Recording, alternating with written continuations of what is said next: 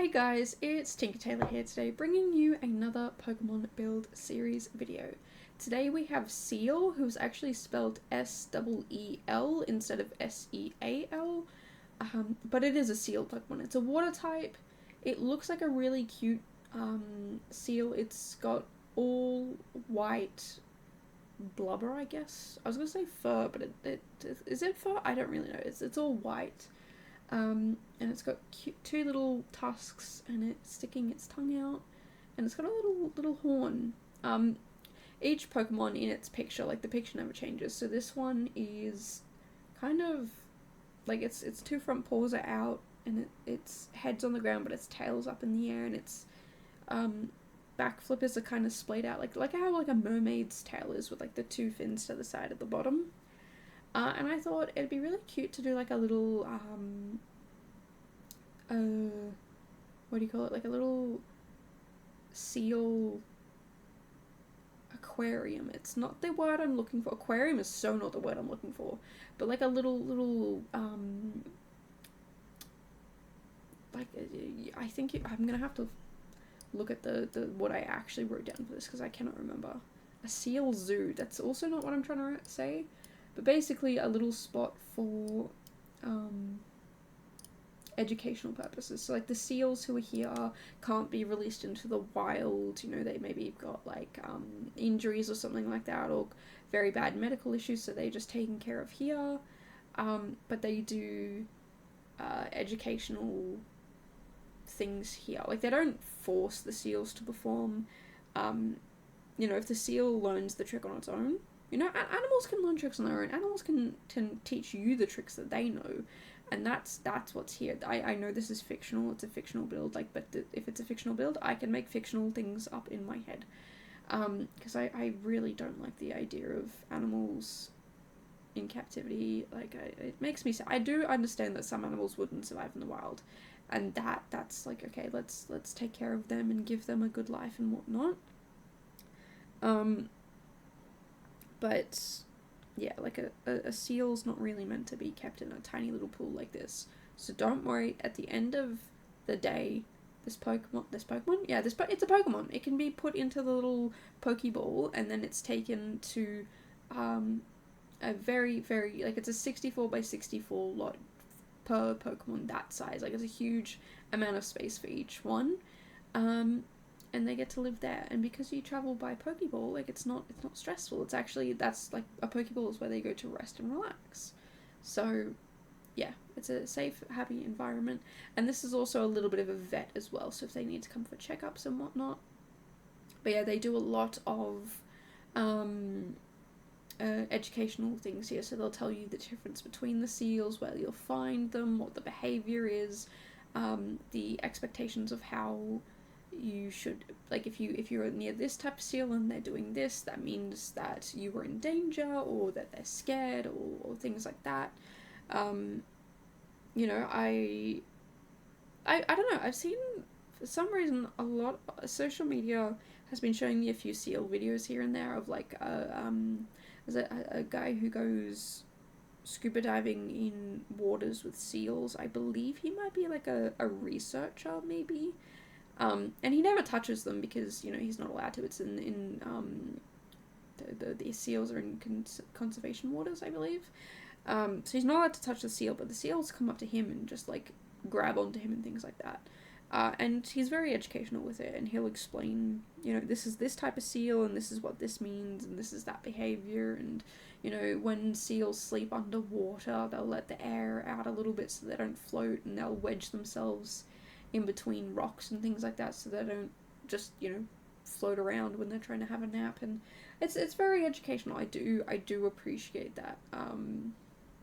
So yeah, I think it's pretty cool to see stuff like that. And I because that dude, like, he's not interfering with the Pokemon either. Like, the Pokemon, they're real animals. Pokemon or not, these are real animals. He's not interfering with the seals. But yeah, I think, like I said, I think he's doing some sort of like research or conservation research, or like, I don't know what, but like, he's doing something where he's focusing on the seals or that area. And yeah, it's just really cool to kind of see that sort of stuff. And I really do appreciate the work he does, because, you know, I think all animals deserve to be happy in their natural habitats, and it makes me happy to see that they are in their natural habitat, and he's respecting them in their habitat, and he kind of recognizes like when and where to do all this, like what sort of behavior and whatnot. So yeah, I think it's very good, and I'm very much appreciative of people who take care of animals, and don't mistreat them. I get very sad when I see I cannot watch documentaries on that sort of stuff. Like I can watch documentaries on a lot of things, but as soon as there's anything about animals being hurt, I'm like, I'm done, I'm out of here, don't want to know, not interested. It's just I can't do it. I would love to have plenty of animals and take care of them and love them and provide a good home for them, but I currently am not capable of that. So yeah, definitely it's just me and Macy at the moment. I do want to get her a little friend, because, you know, I sleep a lot long. I mean, she does sleep I think it's like 16 hours a day cat sleep. But, you know, like she's up when I'm asleep sometimes, and I want her to have a little friend that if she wants to play or be silly or goofy or whatever, like she's got someone there to play with. And, you know, create another safe space for another little creature, a little being, a little kitty cat. I'm fully aware that one day I'm going to turn into the crazy cat lady. Like, inside my house I'm going to be a crazy cat lady, and outside in my backyard I'm going to be the old man putting around in his garden. That's me. I'm just two old people in the body of a not so old people. So yeah, like that's just my future. That's what I am. That's who I'm gonna be, and I'm looking forward to it. I'm so keen for it. I'm so ready to be an old man and also an old woman, with all my cats and all my precious garden and my bees. I'm so excited to have bees. There's somebody who lives nearby who has bees, and we've been meaning to buy honey from them, and we just never have done it. So definitely gonna try to do that soon, because locally grown honey is really, really good for you if you have hay fever, because it's made from the local pollen, and that's what hay fever, like you're having a reaction to the local pollen. Of course, if you have severe hay fever, please consult your doctor first. Like don't listen to what I'm saying, but yeah, when my family moved, we noticed it was just a little bit more snuffly than usual, getting sick a little bit more often and whatnot, and yeah, a little bit of like hay fever symptoms here and there, and the doctor said try some local honey, and it changed everything. It was amazing. It was great. Less snuffly, less sick, no more hay fever.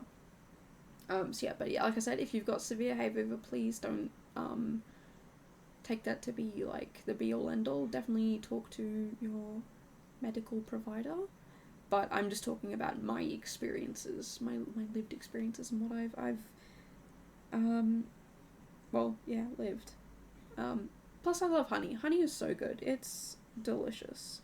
I don't know, I used to put it in my tea. I changed from sugar to honey, but now I don't do anything in my tea. I only do honey in my tea when I'm sick. Because it's so good. It makes me feel so much better. And honey toast, again, when I'm sick, honey toast is great. But I feel like I need more honey in my diet. It's just such a good food. It also takes 20 minutes to hit your bloodstream, apparently, and it's the one food that will never go off. So yeah, like if you want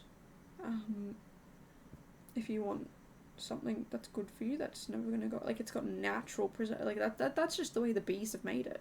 You know, people didn't add anything to it. That was just the bees. So, like, even honey, like wild honey, like it's never gonna go off. It's so good. But I want to make, like, I had these honey candies once, and it was literally just honey, but they somehow hardened it, and I don't know how they did that. And I want to make it. I want to do that.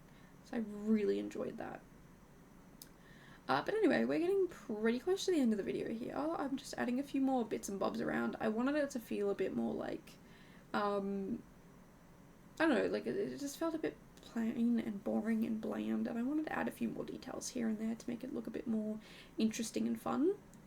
But yeah, if you enjoyed this video, definitely make sure to subscribe.